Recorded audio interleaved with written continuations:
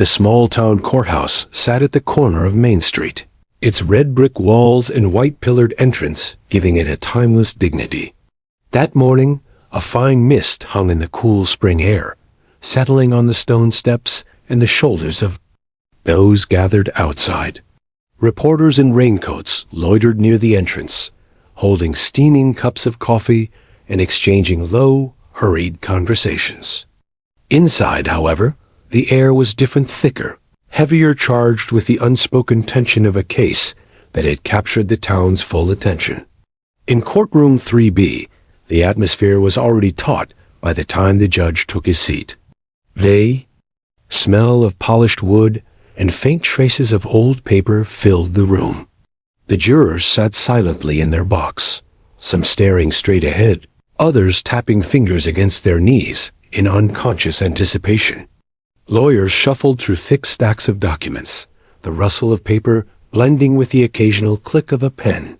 The defendant, a wiry man in his late 30s with a hollow stare, sat rigid at the defense table, avoiding the eyes of nearly everyone.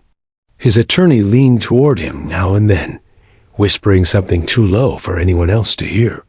Near the prosecution's table sat Officer Michael Daniels, a tall man with a calm, disciplined presence. At his side, resting on the smooth wooden floor, was Ranger, a large German Shepherd Police K9. The dog sat perfectly still, his intelligent amber eyes scanning the room. His ears flicked slightly at every noise, from the creak of the benches to the cough of a spectator, but otherwise he was a statue of alertness. The townspeople had read about him in the papers. Some called him a hero. Others dismissed him as just a dog. But today, his actions during one stormy night months ago were at the very center of the trial. The charge against the defendant was serious: home burglary and assault. But there was an unusual wrinkle. His defense team had made it their mission to discredit Ranger's role in the case. They claimed that the K9's actions were unreliable, that his evidence was a matter of chance, not skill. It was a bold tactic, one that had split public opinion right down the middle. To the prosecution, it was absurd. To the defense, it was their only real hope.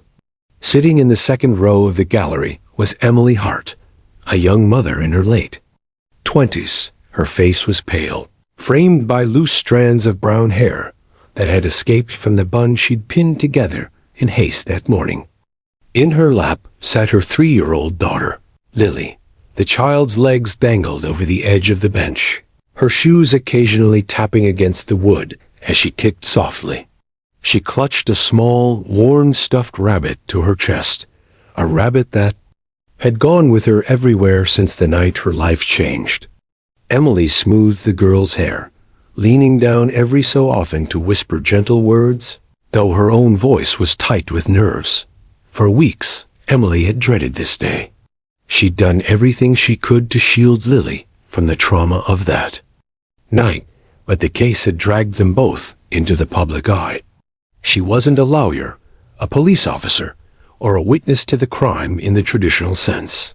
Yet here they were, because of something Lily had seen and something she had said. Emily had argued with the prosecutor at first, insisting her daughter was too young to take the stand, but the man had been persuasive. "Mrs. Hart," he'd said, "sometimes the truth comes from where we least expect it. Your daughter's words may be more powerful than anything I could present to this jury." At exactly 9:15 a.m., Judge Harold Whitaker entered the room. He was a tall, broad-shouldered man with silver hair and sharp eyes that missed nothing.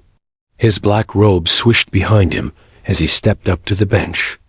"All rise," the bailiff called, his voice echoing through the chamber. The crowd stood, a wave of shuffling feet and creaking benches. When the judge sat, everyone followed suit. Whitaker glanced over his reading glasses at the courtroom, pausing for a heartbeat before speaking. "We are here to continue proceedings in the matter of the state versus Daniel Reeves," he said, his tone steady. "Counsel, are you ready to proceed?" The attorneys confirmed, though the defense lawyer's voice held the faintest trace Of irritation. The judge nodded, and shifted his gaze toward the prosecution. You may call your next witness. The prosecutor, a tall, lean man named Frank Delaney, stood and buttoned his suit jacket. Your Honor, the state calls Lily. Hart. There was a ripple through the gallery, soft murmurs, a few surprised gasps. All eyes turned toward the young mother in the second row. Emily's heart thudded in her chest as she squeezed her daughter's hand. It's all right, sweet pea, she whispered, forcing a small smile. Just like we practiced. You're very brave. Lily slid off the bench, her small shoes landing on the floor with a faint thud. She looked impossibly small in the wide aisle, the stuffed rabbit still clutched in one hand. As she walked forward, the wooden floorboards seemed to groan under the weight of everyone's gaze. The bailiff met her halfway, bending slightly to guide her toward the witness stand. She climbed the short step, her free hand gripping the railing. For balance, do you promise to tell the truth? The bailiff asked gently. Lily looked at him for a long moment, then nodded, her wide brown eyes unblinking. Once seated, she swung her legs slightly, her shoes tapping against the high chair. Leg. Delaney approached slowly, not wanting to overwhelm her. Hi, Lily, he said softly, crouching so he was closer to her height. Do you see anyone here that you know? She blinked at him, then let her gaze wander. It drifted past the defendant without pause, past the rows of stern-faced adults, even past her mother. Then it stopped. Her little finger rose and pointed directly. At Ranger. The sound that followed was not loud, but it was immediate. A sharp intake of breath from the jury box. A faint gasp from someone in the gallery. Even Delaney felt his heartbeat quicken. He had anticipated this moment, but watching it unfold in real time carried a weight he couldn't have imagined.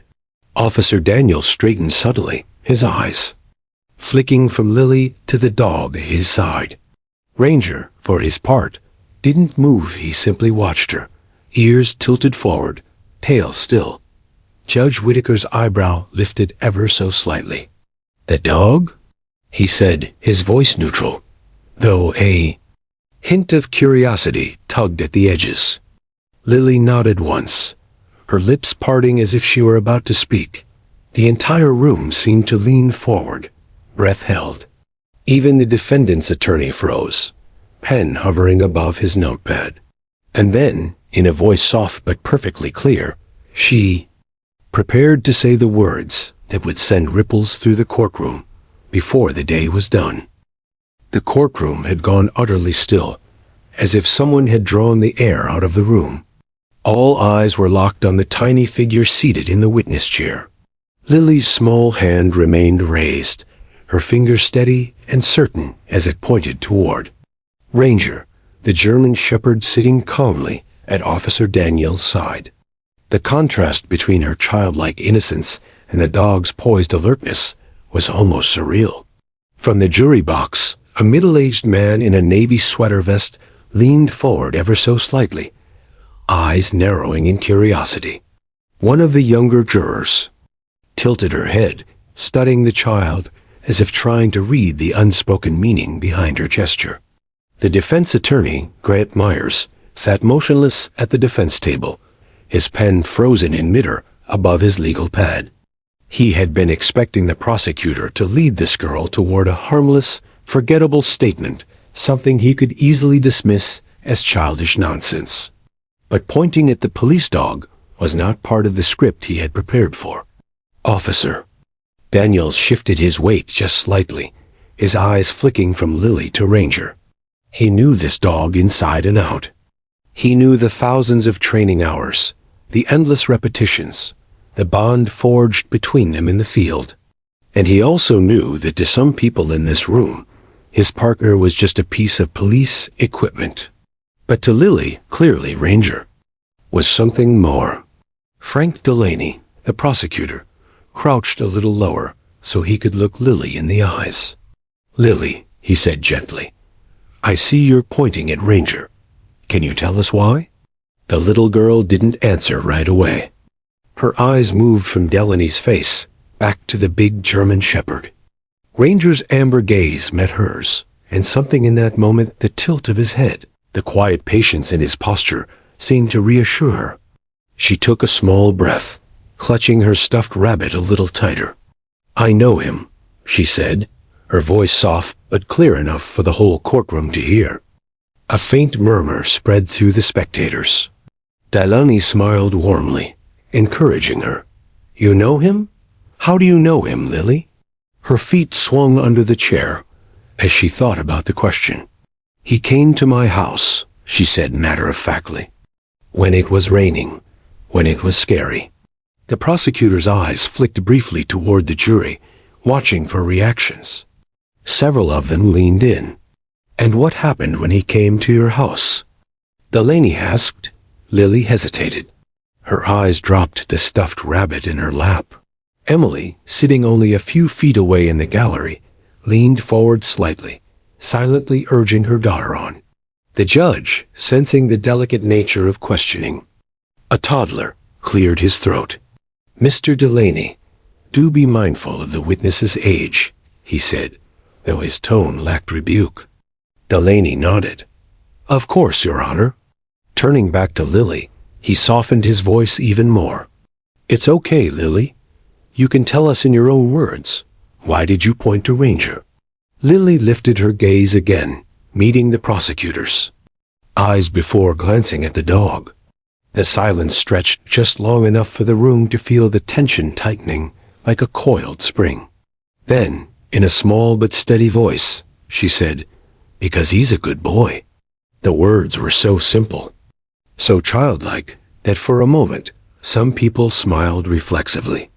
A low chuckle even escaped from somewhere in the gallery before the judge raised a hand for silence. But before anyone could dismiss it as cute or meaningless, Lily added, "He's a good boy.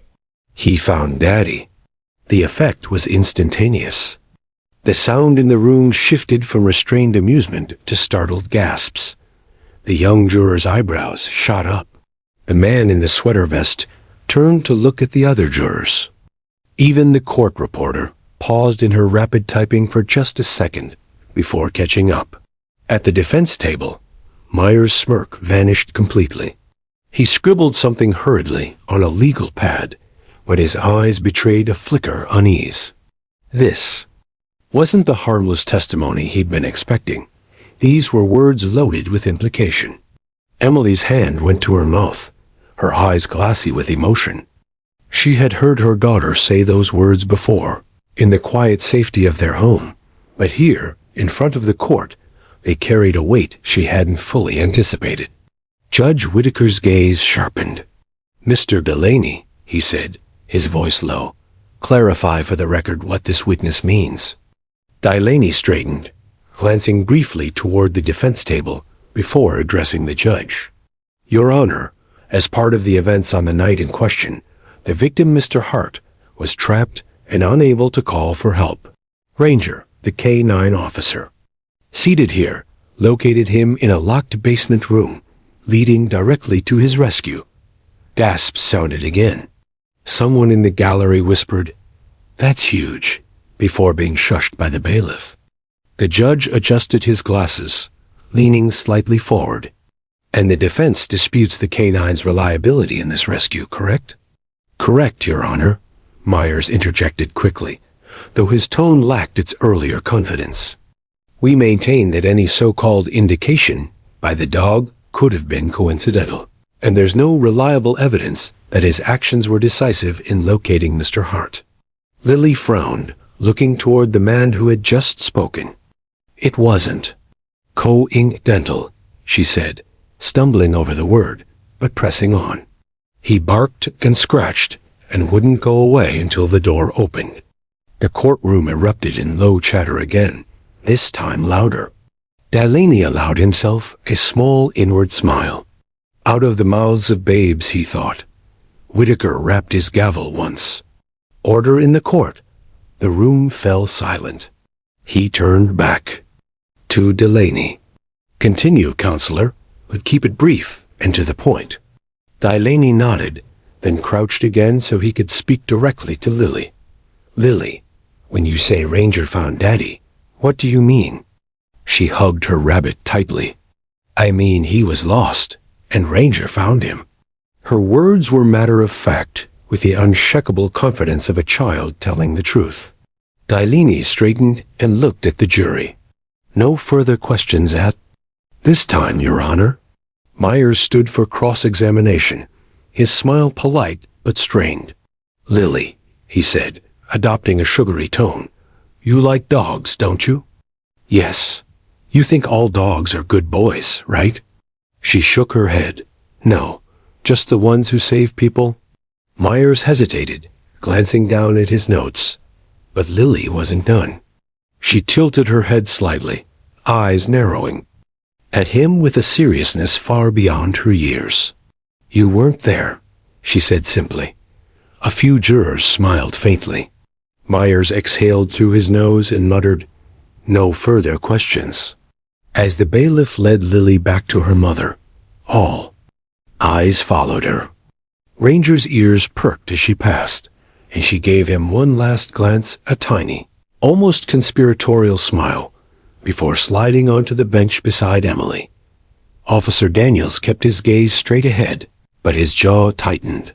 That little girl had just done more for Ranger's reputation than any police report could, and Daniels knew.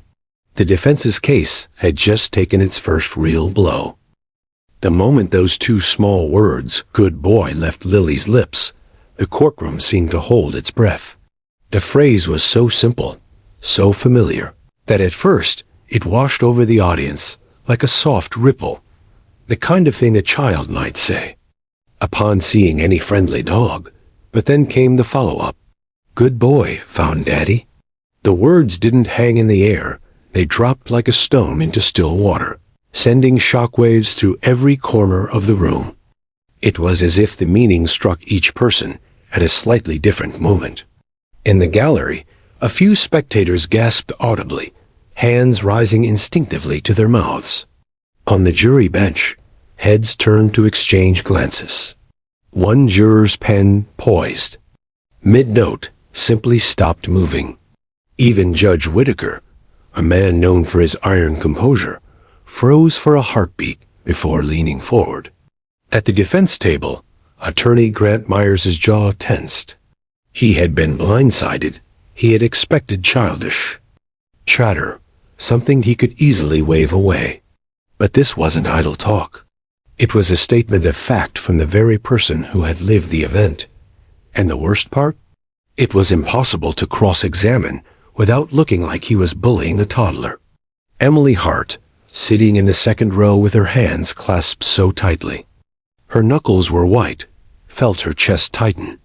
She had heard those exact words from her daughter before quietly, late at night, when Lily couldn't sleep and asked for the story again. But hearing them here, before the judge, jury, and reporters, was something else entirely. The truth had slipped from Lily's mouth with the kind of clarity only a child could manage. Frank Delaney, the prosecutor, knew exactly what had just happened.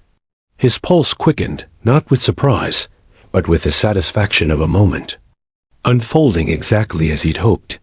Still, he knew better than to let silence swallow the moment.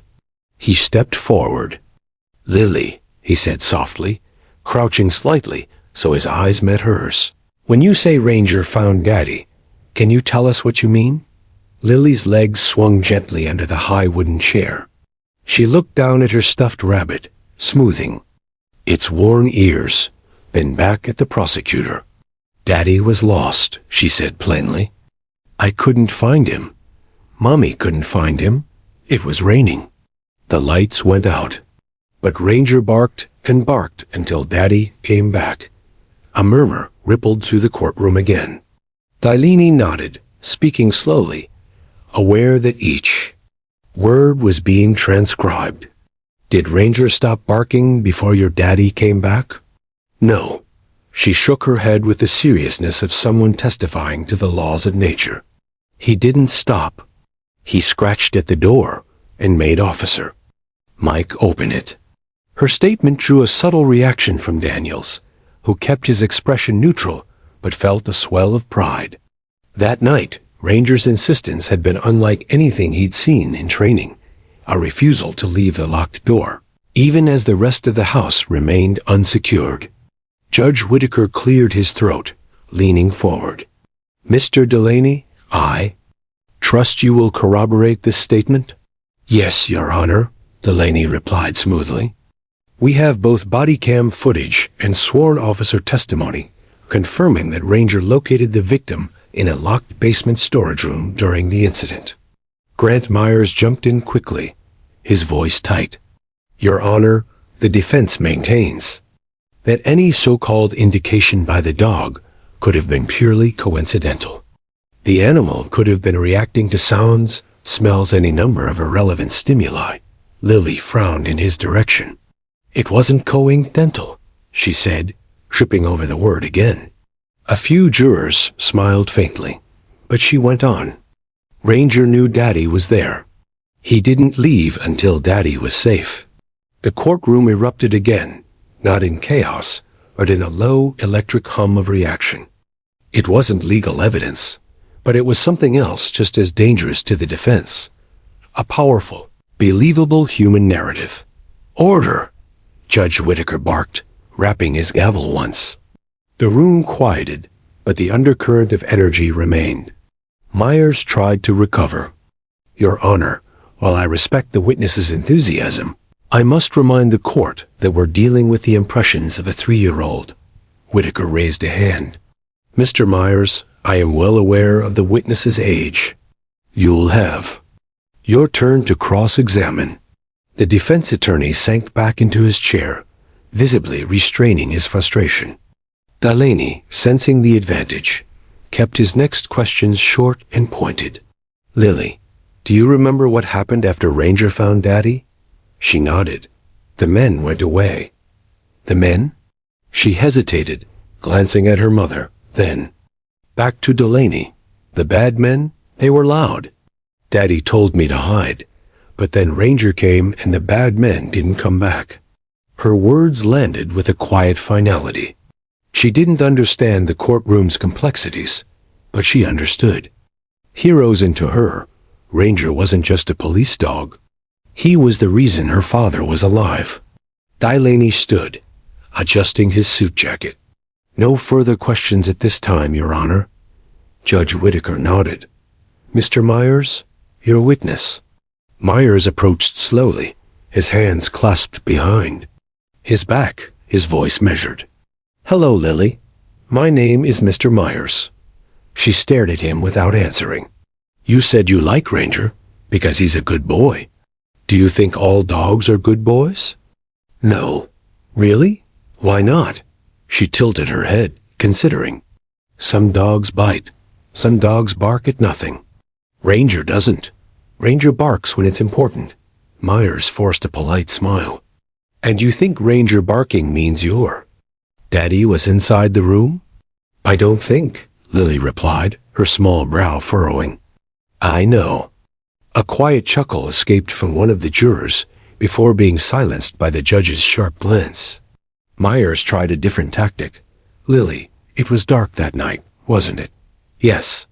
"And scary?" "Yes."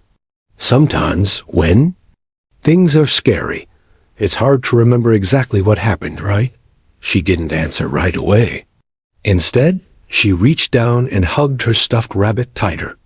"I remember," she said at last. "I remember because I wasn't scared anymore when I heard Ranger." It was the kind of answer that no amount of legal training could easily dismantle. Myers realized it and sighed quietly. "No further questions, Your Honor." Whitaker dismissed Lily from the stand. The bailiff helped her down, and she walked back to her mother. As she passed Ranger, she paused, reaching out a tiny hand to pat his head. The dog didn't move except for the slow, steady wag of his tail. Emily pulled her daughter close, whispering into her hair, "You did so well, sweetheart." At the prosecution table, Delaney sat straighter. He could see the shift happening, not just in the jurors' eyes, but in the room itself. The defense's careful attempt to undermine the canine's credibility had just been cracked wide open by the most unexpected witness of all. Officer Daniels leaned down toward Ranger, his voice barely above a whisper. "Good boy," he murmured. And though the trial was far from over, one thing was certain: those two words had just changed everything. Rain fell in heavy, relentless sheets, turning the quiet streets into winding rivers of silver. The wind pushed against the trees, bending their branches, and rattled the shutters of houses like impatient hands demanding entry. Inside the modest, two-story home at the edge of town, the warm glow of a single lamp lit the living room, where Lily's parents had been settling in for the night. Lily, a small 3-year-old with a shock of curly brown hair, was sitting cross-legged on the carpet with her favorite stuffed rabbit, Mr. Whiskers, making up stories in her soft, lisping voice. Her father, Michael, had just returned from a late shift at the auto repair shop. His clothes smelled faintly of engine oil and rain, but his smile was tired and warm. Lily's mother, Claire, was in the kitchen, reheating leftovers while humming softly. Outside, the storm howled, but inside, the family's life felt safe, insulated from the darkness beyond their walls. That safety shattered in an instant. The sound came first, a sharp, deliberate knock at the back door. It wasn't the tentative knock of a neighbor or the hurried pounding of someone in distress. It was slow, measured, and wrong. Michael froze. Claire paused mid-step, a plate in her hand. They exchanged a glance, a wordless understanding passing between them. Neither of them was expecting anyone. The knock came again, louder this time. Michael stepped toward the kitchen. "Stay here," he whispered over his shoulder to Lily, his voice calm but tight. Lily's small hands clutched Mr. Whiskers closer to her chest. She didn't understand why her daddy's voice suddenly sounded different, but she could feel the change in the air, like when the sky turned green before a storm. Michael reached the back door and peered through the small glass pane, but the rain distorted everything into moving shadows. He could make out the shape of a man, tall and hooded, standing just beyond the porch light's reach. "Can I help you?" Michael called through the door. No answer.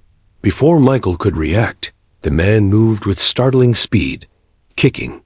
The door opened so violently, the frame splintered. Michael stumbled back, but the intruder was already inside, followed by a second figure.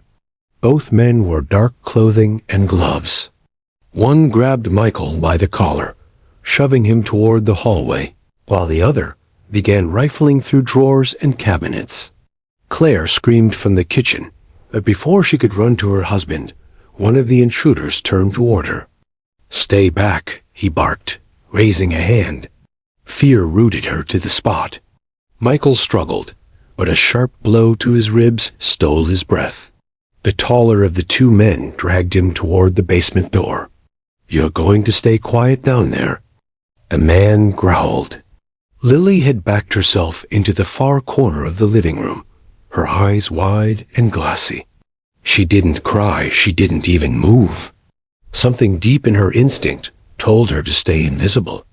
The basement door slammed shut, followed by the clink of a lock. Michael's voice called faintly from below. "Claire, stay with Lily." Then the heavy footsteps of the intruders moved back through the house. One of them passed through the living room. His eyes swept the space, but in the dim light, Lily's small frame in the shadow of the couch went unnoticed.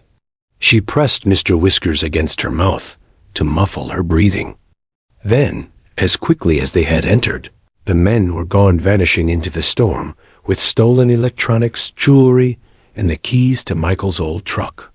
The silence that followed was worse than the noise.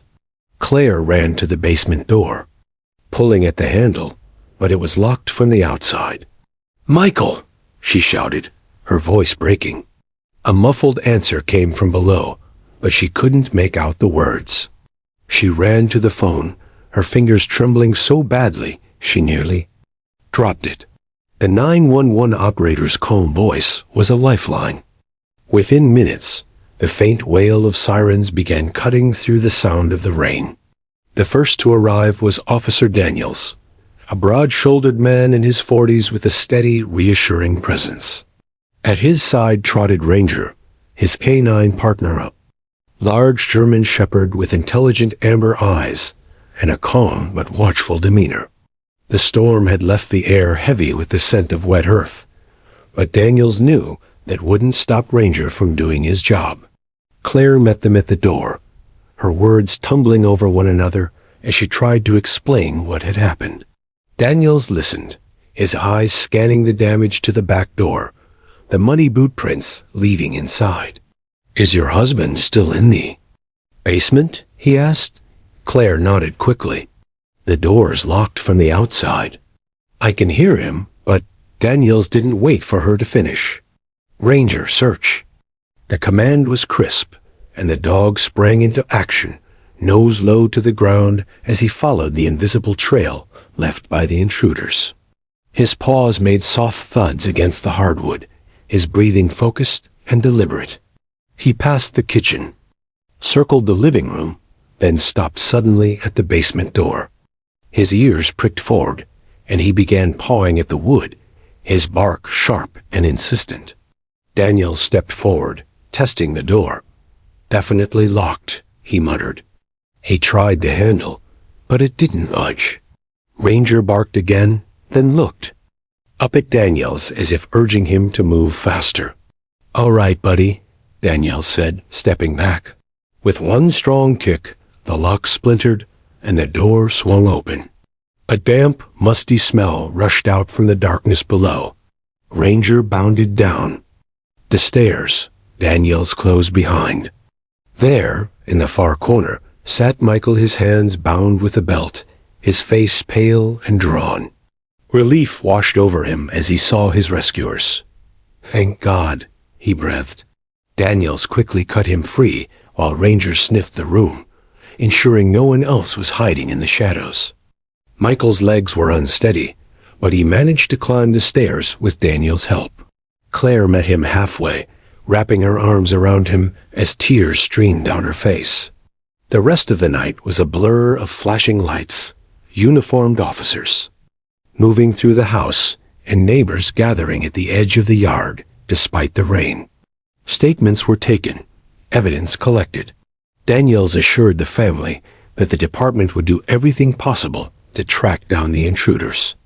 But the moment that stayed burned in Lily's memory wasn't the police lights or the neighbors' worried faces. It was Ranger, the way his fur was warm under her small hands when she finally dared to reach out and touch him. The way his steady breathing made her feel safe again. She didn't know it then, but that night would become the story she carried for the rest of her life. Without Ranger, her father might never have been found in time. Without that dog's stubborn insistence, the basement might have remained locked for hours more, maybe longer. That was the night a bond formed, a silent understanding between a child and a dog, forged in the middle of a storm and sealed with trust. And it was that very bond that, weeks later, would lead to two simple words in a courtroom that no one would ever forget. The tension in the small-town courtroom was thicker than it had been all week. The defense attorney, Miles Carter, shuffled a stack of papers in front of him, avoiding the gaze of the jury. He was trying desperately to regain control after the unexpected impact of Lily's testimony. He had entered the trial confident that the case against his client was shaky, built on the back of a single K-9 officer's actions. Now, after a 3-year-old had pointed to Ranger and uttered the words "found Daddy," that confidence had been rattled to its core. Carter leaned on the lectern, speaking with forced calm. "Ladies and gentlemen of the jury," he began, his voice trying to convey patience. "We have to remember we're dealing with a child here. Children often mix fantasy with reality. They can be led to say things they believe the adults around them want to hear. While her words may be adorable, They are not evidence. The prosecutor, Maria Bennett, stood at her table, expression unreadable. She had been waiting for this moment, and Carter knew it. He also knew she had something else, something she hadn't used yet. Carter continued, "This trial is about facts, not fairy tales.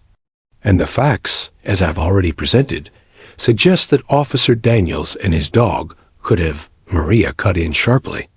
"Objection, Your Honor. Speculation." Judge Harper, a man with a thick gray mustache and an aversion to long-winded arguments, sighed. "Sustained. Mr. Carter, stick to the evidence." Carter's jaw tightened. He shifted his approach, aiming to chip away at the credibility of Ranger's involvement. "We've already discussed the lack of clear human witnesses to the alleged rescue. Without human corroboration, how can we be certain what this dog did or didn't do?" Maria's lips twitched into the faintest smile. "Funny you should ask." She rose smoothly from her seat, holding a small remote in her hand. "Your Honor, with the court's permission, the prosecution would like to enter into evidence Exhibit 12 body cam footage from Officer Daniels on the night in question." A ripple of curiosity passed through the gallery. Carter's eyes narrowed. He had requested all available footage during discovery, but somehow Maria had kept this particular recording close to her chest. The judge gestured toward the court clerk. "Proceed." The lights dimmed slightly as a large monitor at the front of the courtroom flickered to life. Static gave way to a grainy but clear nighttime image, the interior of Lily's home. The timestamp at the corner matched the night of the burglary. The audio captured the sound of heavy rain outside and Officer Daniels' voice calling out, "Police, anyone inside?" Ranger appeared in the frame, moving quickly, nose close to the floor. He ignored the living room entirely, veering down. A narrow hallway. Daniels followed, his flashlight beam dancing across framed family photos on the wall. Then Ranger stopped. The footage showed him pawing frantically at a door, barking sharply. He looked back at Daniels as if to say, "Here." Daniels' voice came through the speaker. "Hold on, boy. Let's check it." The officer tried the handle. It didn't budge. He drew back and slammed his shoulder against the wood, once, twice, 3 times until the frame splintered. The door burst open, revealing a dark, cramped storage room. The flashlight beam found a man Lily's father slumped in the corner, hands bound, duct tape over his mouth. The gasp that went through the courtroom was almost physical. On the screen, Daniels rushed to untie him. Ranger stayed at the doorway, tail wagging slowly, watching with calm satisfaction. The audio picked up Daniel's voice again. "We've got him. He's alive." The screen went black. When the lights returned to normal, the silence in the room was profound. Maria let it hang for a moment before she spoke. "Ladies and gentlemen, that is not the imagination of a child. That is not speculation. That is a trained police canine doing his job and saving a man's life."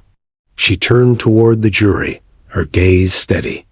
"You saw the conditions: darkness, rain, and a locked door. Without Ranger's determination, Lily's father might not have been found until it was too late." Carter's throat tightened.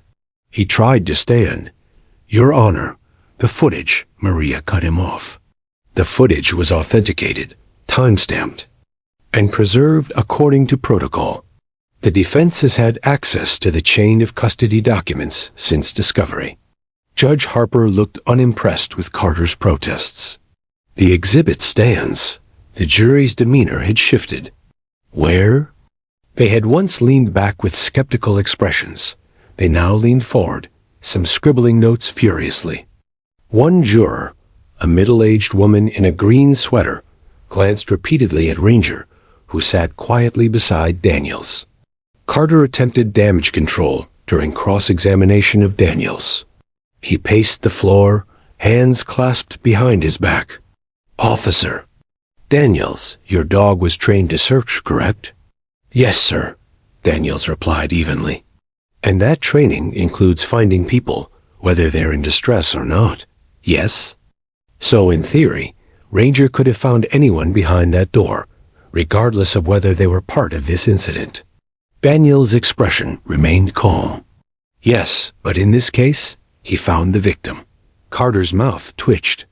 "And you believe that proves your case?" Daniels met his eyes without hesitation. "No, sir. The footage proves it." That drew an audible murmur from the gallery.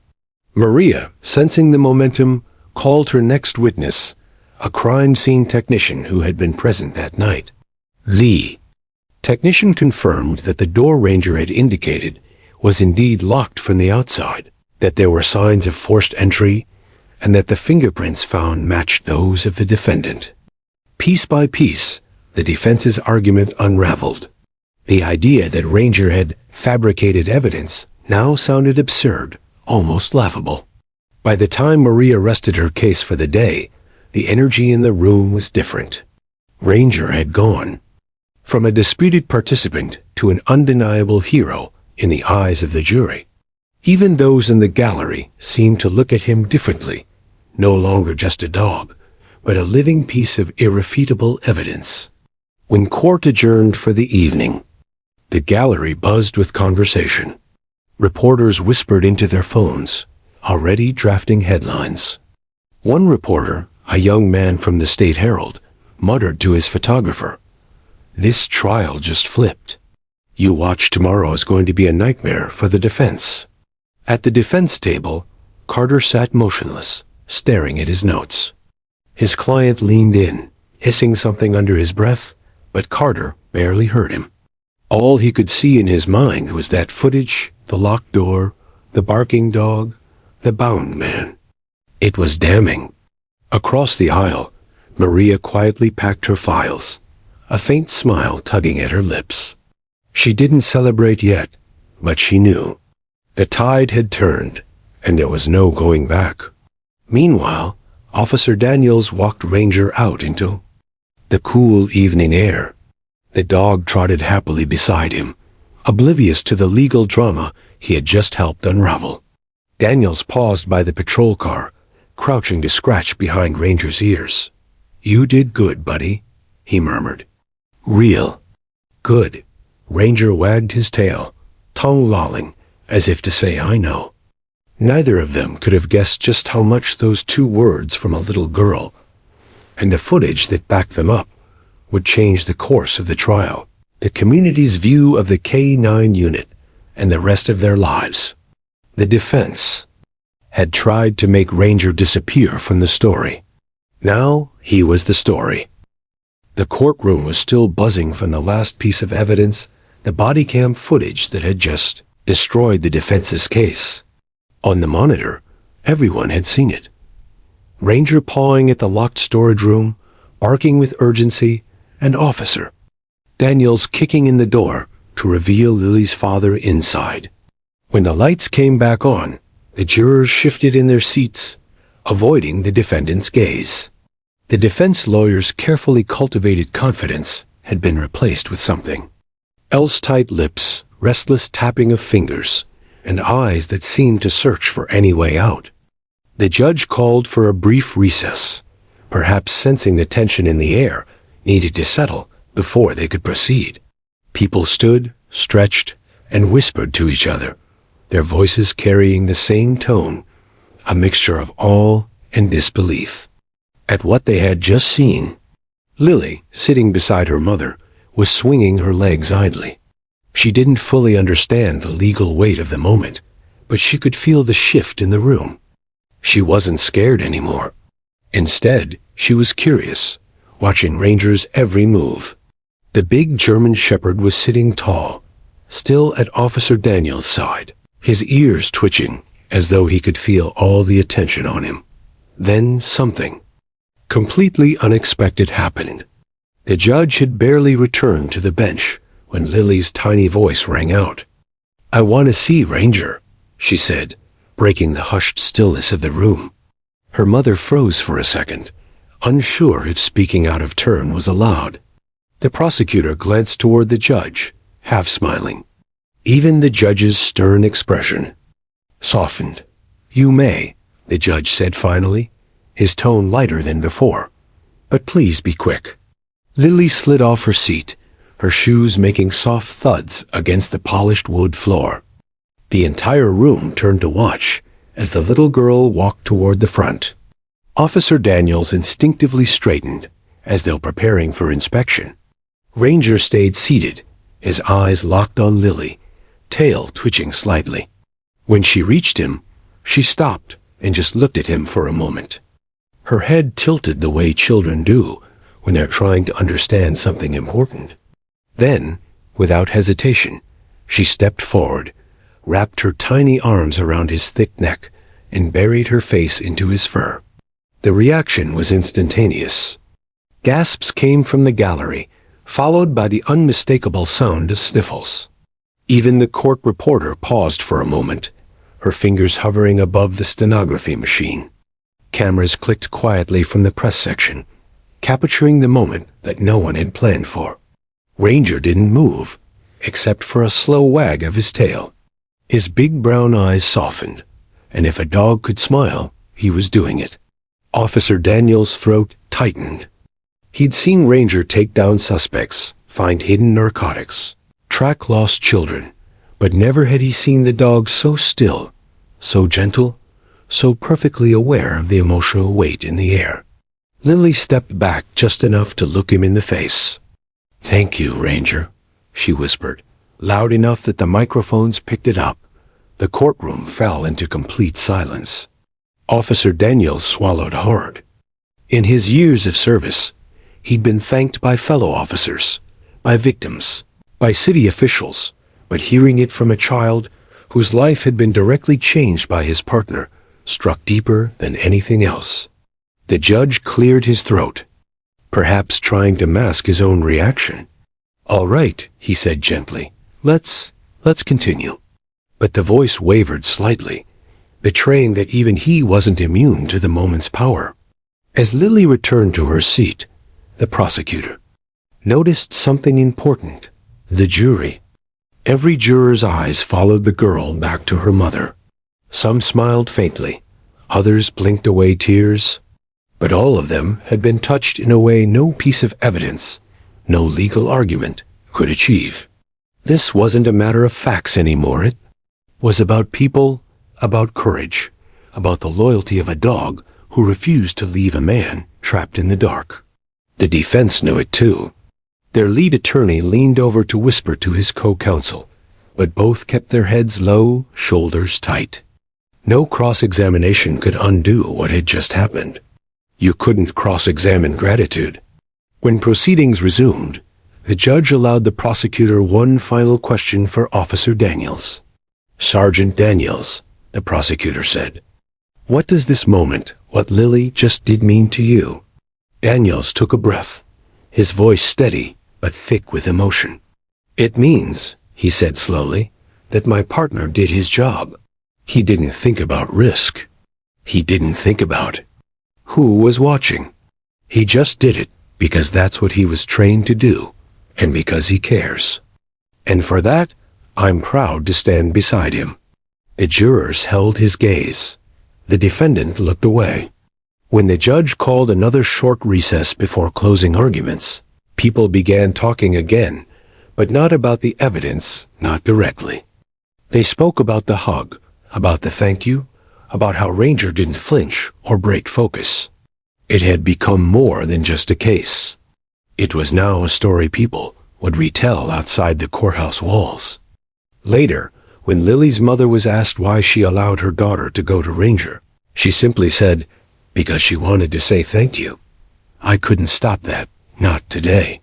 The hug lasted maybe 5 seconds, but those 5 seconds carried more weight than hours of testimony. The tension in the courtroom was almost unbearable. For days, the case had been building toward this moment, each testimony stacking higher like bricks in a wall, and now that wall was about to come crashing down, either in vindication or in defeat. After the recess, everyone returned to their places. The defendant sat stiffly at the defense table, his jaw clenched so hard It looked like it might crack. His attorney shuffled papers, not to read them, but because the act gave him something to do with his hands. Across the aisle, the prosecution team was silent, exchanging only short glances that conveyed both confidence and the anxious awareness that nothing was final until the jury spoke. Lily sat quietly next to her mother, her eyes wandering to Ranger, who still sat beside Officer Daniels. The dog looked almost statuesque, his posture perfect, as if he too understood that something momentous was about to happen.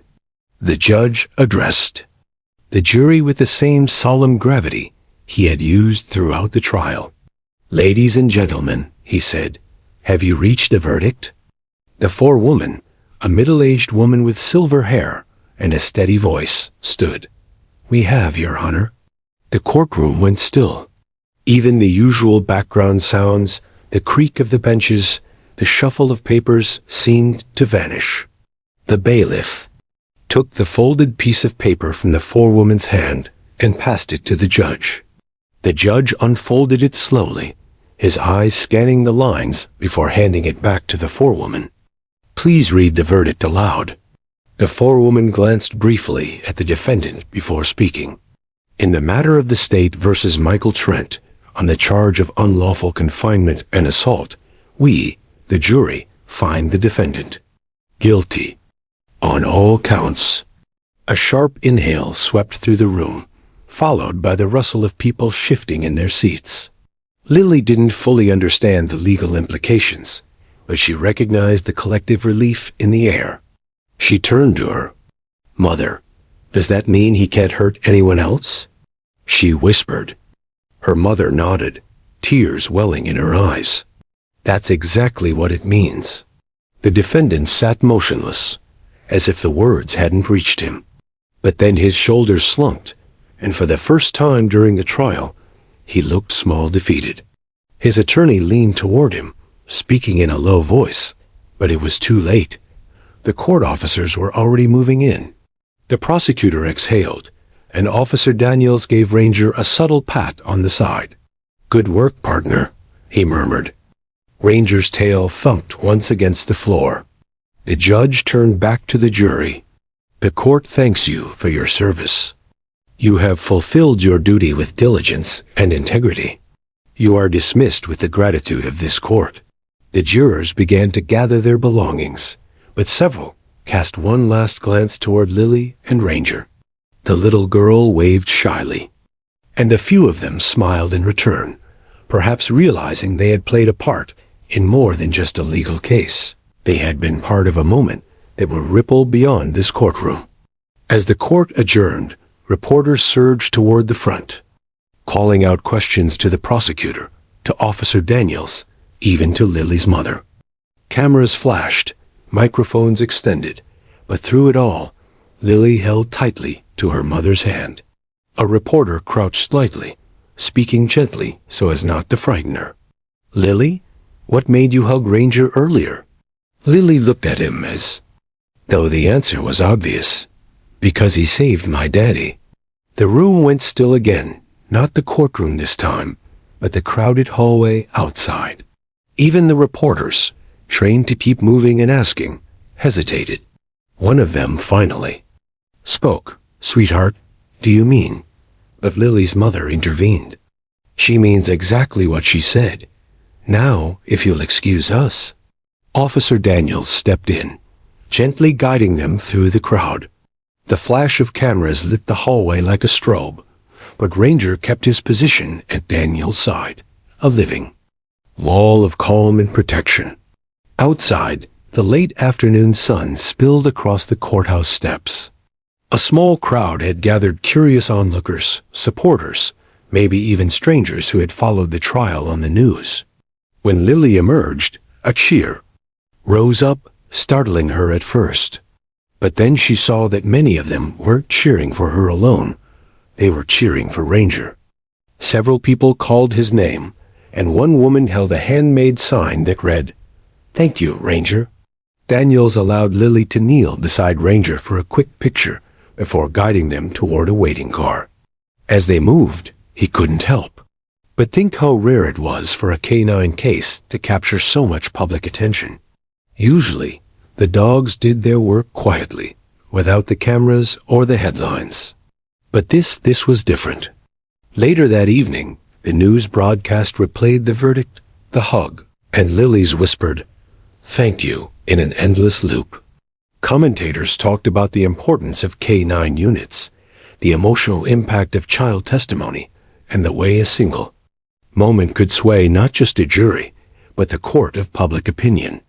Social media exploded with posts about Ranger. Photos of him sitting tall in the courtroom were shared thousands of times. Someone even created a hashtag Ranger the Hero. But for Officer Daniels, the biggest victory wasn't in the guilty verdict or the sudden fame. It was in seeing Lily walk out of that courthouse smiling, knowing she could sleep safely that night. Back at the precinct, Daniels removed Ranger's harness and gave him an extra treat. "You've earned it, boy," he said quietly. Ranger took the treat gently, then leaned his head into Daniels' chest in the way only a dog who truly trusted you could. In that moment, Daniels realized something. The trial might be over, the verdict delivered, but the story of what happened in that courtroom wasn't going to fade away anytime soon. For everyone who had seen it, especially for Lily, it was now a part of their lives. And for Ranger, he was already ready for the next call, the next mission. Because that's what heroes do. The days following the verdict felt strangely quiet, almost as if the city itself had taken a breath after weeks of tension. The courthouse, once bustling with reporters and bystanders, was back to its ordinary rhythm. The trial had ended, but the echoes of what happened inside that courtroom were still rippling outward. For Lily and her mother, life was beginning to settle into something that resembled normal. They moved to a small house in a quieter part of town, away from the memories that had haunted them. Lily's mother found part-time work at a local bookstore, and Lily started attending a new school. But even in her new life, Ranger was never far from her thoughts. She drew pictures of him at school, talked about him to her new friends, and sometimes woke in the night thinking she heard the jingle of his collar in the hallway. Her mother never corrected her. Instead, she smiled softly and let Lily believe Ranger was always watching out for her. One chilly Saturday morning, several weeks after the verdict, a letter arrived. The envelope was official-looking, stamped with the police department's emblem. Inside was an invitation written in neat, formal script. "You are cordially invited to the Public Service Recognition Ceremony to honor the distinguished service of K-9 Ranger and Officer Daniels. Your attendance is requested." Lily's mother read it twice before showing it to her. "Looks like they want to thank Ranger," she said. Lily's eyes lit up. "Can we go?" "Of course," her mother replied, though her voice carried a hint of emotion.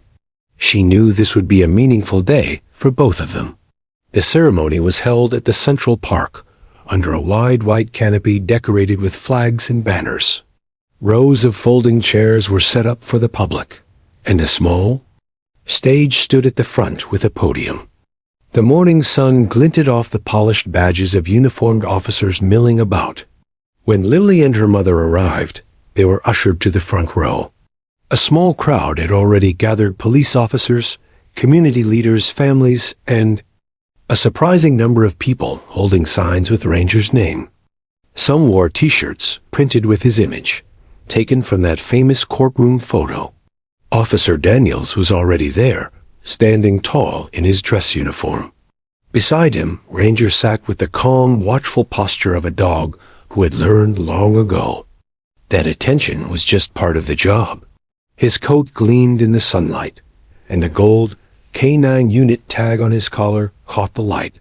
When Ranger spotted Lily, his ears perked up, and his tail wagged in a slow, deliberate rhythm. Daniels smiled. "Looks like someone's happy to see you." Lily ran up and threw her arms around Ranger's neck. The dog leaned into her, nuzzling her shoulder in a gesture that felt as if no time had passed at all. "I missed you," she whispered. "You two made quite the team in court," Daniels said softly. "Today's about letting everyone know." The ceremony began with speeches from city officials. The police chief spoke about the bravery and dedication of K-9 units, emphasizing that they were more than just tools, they were partners. "These dogs don't just serve," he said. "They protect, they comfort, and sometimes they change lives." And the mayor took the podium. "Today, we honor Ranger for his role in helping bring justice to a case that touched the entire community. His discipline, loyalty, and calm presence gave a young girl the courage to speak. And sometimes, courage is the strongest evidence of all." When Officer Daniels was called to the stage with Ranger, the applause was thunderous. Daniels accepted a plaque engraved with Ranger's name, but it was Ranger who got the loudest cheers. Daniels knelt beside him and spoke into the microphone. "I've worked with a lot of great partners in my career, but none like Ranger. He doesn't care about awards or recognition. He cares about doing his job and protecting the people who need him." On that day in court, Ranger didn't just sit beside Lily. He stood between her and her fear. And that made all the difference. He glanced toward Lily, who smiled shyly from her seat. "Heroes come in all shapes and sizes," Daniels continued. "Some wear badges, some wear uniforms, and some have 4 legs and a wagging tail." The crowd laughed softly, but it was the kind of laughter that carried warmth. After the speeches, there was a surprise announcement. The police chief stepped forward again. "It's not often that we get to share this part of the job with the public, but today we thought it was fitting. Ranger is reaching the age where most K-9s retire from active duty. He's served with honor, and now it's time for him to enjoy a different kind of life." The murmurs in the crowd grew louder. Lily's eyes went wide. "Retire?" she whispered to her mother. The chief smiled. "And after discussions with Officer Daniels, we're happy to announce that Ranger will be retiring to live with a very special family, if they'll have him." He looked directly at Lily and her mother. "We'd like to offer Ranger to you." Gasps and applause erupted at once. Lily turned to her mother with pleading eyes. "Can we? Please?" Her mother, already overwhelmed, could only nod. "Of course we can." Daniels walked Ranger over, kneeling so Lily could hug him again. "He's yours now," Daniels said. "Take good care of him. He's still got a lot of love left to give." Lily was too choked up to speak, so she just nodded, her hands buried in Ranger's fur. That night, Ranger lay curled at the foot of Lily's bed, his slow breathing a steady rhythm in the quiet room. For the first time in months, Lily fell asleep without fear. She knew her new life wasn't going to erase everything that had happened, but with Ranger there, the darkness felt smaller, less powerful. In the weeks that followed, they settled into a happy routine. Ranger went with Lily and her mother on morning walks, lounged in the bookstore during her mother's shifts, and waited faithfully outside Lily's school each afternoon. People in the neighborhood quickly recognized him, and strangers would stop to say hello or thank him. Every now and then, a reporter would check in, hoping to capture a "where are they now" story. But for Lily, the real story wasn't what happened in court or at the ceremony. It was in the quiet moments. It was in the way Ranger would tilt his head when she talked to him, the way his tail thumped when she came home, and the way he would always position himself between her and the door at night. Years later, when Lily was old enough to understand everything that had happened, she would tell people about the day she met Ranger in the courtroom. She would say it was the day she learned that courage didn't mean you weren't afraid. It meant you showed up anyway. And when people asked about Ranger, she would smile and tell them, "He wasn't just a police dog. He was my best friend. And he saved me in more ways than one." Even after Ranger's fur began to gray and his pace slowed, he remained by Lily's side. The hero of that unforgettable day in court lived out his retirement surrounded by love, never once losing the alert, watchful gaze that had defined him. Because heroes like Ranger never really stop being heroes. They just find new ways to serve.